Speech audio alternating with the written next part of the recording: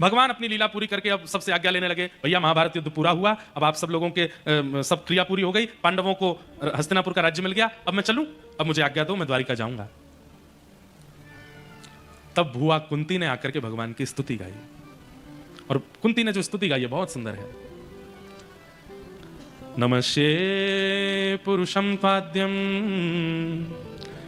ईश्वरं प्रकृते परम अलक्ष्यम सर्वभूतानां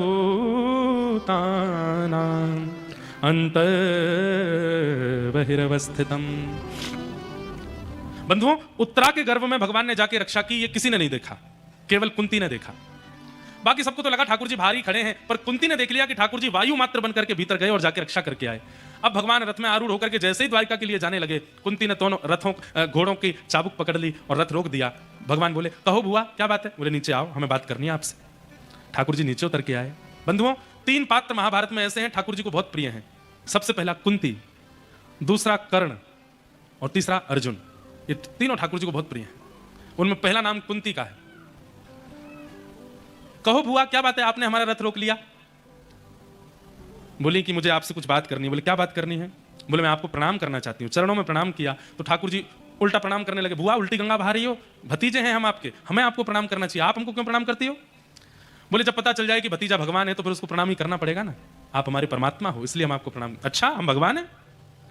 हाँ, ऐसा कौन सा काम किया हमने जो हम भगवान हैं?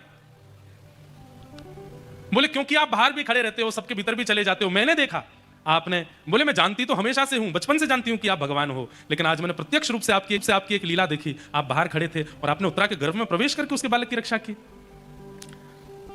अलक्ष्यम सर्वभूतानाम अंतर्बहिरवस्थितम, जो अंदर बाहर सब जगह रहे वही तो परमात्मा होता है, इसलिए मैं आपको प्रणाम कर रही हूं। बंधुओं, ठाकुर जी की चोरी कोई नहीं पकड़ सकता, लेकिन भक्त पकड़ लेते हैं। ठाकुर जी की लीला को सब भक्त पकड़ लेते हैं। 2 मिनट में भक्तों के पकड़ में ठाकुर जी आ जाते हैं। ठाकुर जी बोले, मैया बुआ, अगर मैं परमात्मा हूं तो परमात्मा तो सब जगह रहता है, तो फिर मेरे दर्शन करने के लिए आपको द्वारिका क्यों आना पड़ता है, या मेरे दर्शन के लिए आपको द्वारिका से क्यों बुलाना पड़ता है मुझे? मैं अगर परमात्मा हूं तो सब घट में मेरा निवास है, सब जगह मेरा दर्शन हो जाना चाहिए। इसका इतना सुंदर उत्तर देती हैं कुंती। क्या कहती हैं कि माया जवनिका छन्न आज्ञा दोक्षजमव्ययम न लक्ष्य से मूढ़ दृशा नटो नाट्य धरो यथा। आप सब जगह हैं पर दिखते क्यों नहीं? बोले, क्योंकि कठपुतली को नृत्य कराने वाला अगर कठपुतली और अपने बीच से पर्दा हटा देगा तो कठपुतली के नृत्य में आनंद नहीं आएगा। नृत्य कराने वाले को तो पर्दे के पीछे ही बैठना पड़ता है, तभी कठपुतली के प्रति भावना जागृत होती है। अरे देखो, कठपुतली रो रही है, नाच रही है, गा रही है, उछल रही है, चल रही है।